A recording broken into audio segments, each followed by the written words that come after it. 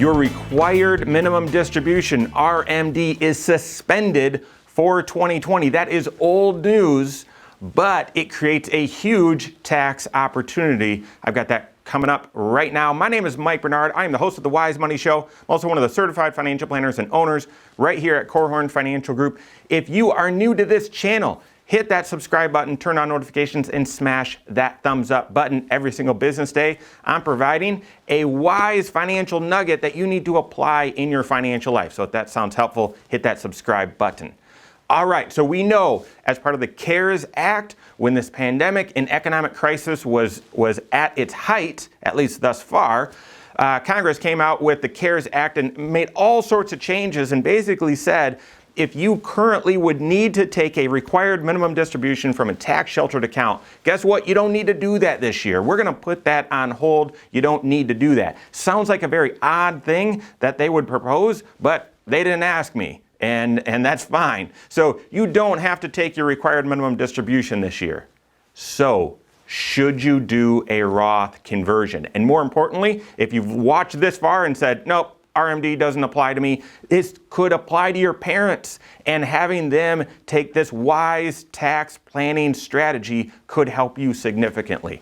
All right, so here's the deal. Every single year, once you turn 72, used to be 70 and a half, the Secure Act, which seems like old news, moved that to age 72. Once you turn age 72, any pre-tax retirement accounts that you had, you've got to start taking a minimum amount out of that every single year. You've got to withdraw that amount so that it shows up on your tax return. The IRS has said you've avoided tax on this money for too long, time to pay up, so you're going to have to at least take out this much from that account. If you're already withdrawing money, that's great. But if you're not, then you're forced to take this money out. It lands on your tax return and could be taxable.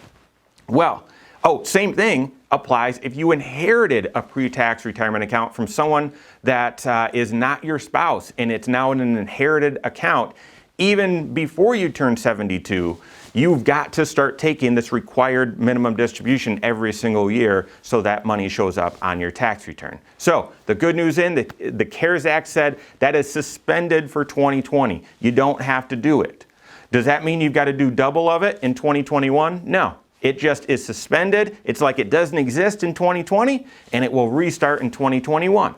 So, should you still take money out of your pre-tax retirement account this year, even though you don't have to?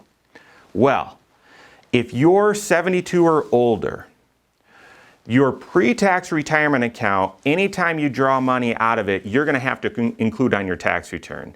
And if you pass away with those dollars still in that account and you leave it to your beneficiaries, they're going to have to draw money out and pay tax on it. They now only can draw it out within 10 years, so they're going to have to draw it out faster, pay more tax on it potentially. So what the tax vehicle that we love is the Roth IRA. The Roth IRA, you already pay tax on the money when you put it in. When you draw the money out, you don't have to pay tax on it. And when your kids or someone else inherits the money, they draw it out, they don't have to pay tax on it either. Well, if you're in a low tax bracket or in your entire financial plan, if this looks like an opportune time to try to move money from your IRA to your Roth IRA, I would jump on that opportunity. That is called a Roth conversion, when you move money from your IRA to your Roth IRA. When you're taking your required minimum distribution, you cannot move it into a Roth IRA. You cannot do a Roth conversion with your required minimum distribution. But this year you don't have required minimum distribution. So if you used to have to take 20 grand out of your IRA as a required minimum distribution, you don't have to do that, which means you could actually move 20 grand from your IRA into your Roth. Yes, doing so would be taxable, but if you're in a low tax bracket or a favorable tax situation, maybe you've got some losses to write off, or maybe you don't have other income to report this year because of the pandemic and the recession and all that, you might want to convert some dollars. And you might be able to do so at a very, very low tax rate. And because you don't have your required minimum distribution sort of blocking your way, since that is suspended this year, you should probably consider doing that. You've got to work with your certified financial planner to consider this opportunity. Now, Why wouldn't you do that? Number one, you cannot convert money from an inherited IRA. If you have an inherited IRA and you look and say, great, I don't have to take that distribution this year, not required to, great, I'll move that in a Roth conversion, can't do it. Can't do it. So if you have an inherited IRA, you can't convert those dollars.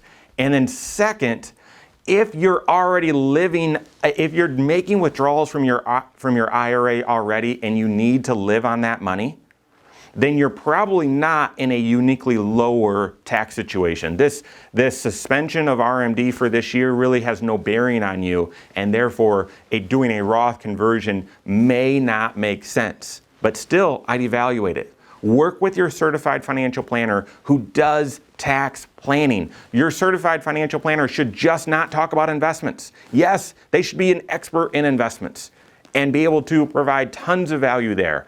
But if that's the only thing they do, they are not doing comprehensive financial planning. Therefore, they are not adding all the value to you that they should. Your CFP should talk about all 6 areas of your financial life, tax planning being one of them. So talk to your CFP about what tax opportunities present themselves this year, whether you should convert some of your Roth conversion or some of your RMD that you don't have to take this year or not. Work with your CFP on that. If you don't have one, you can contact our team. You'll find us online, corehorn.com. That's Corehorn with a K. Or give us a call, 574-247-5898. All right, there you have it. Go out and take your next wise step in your financial life.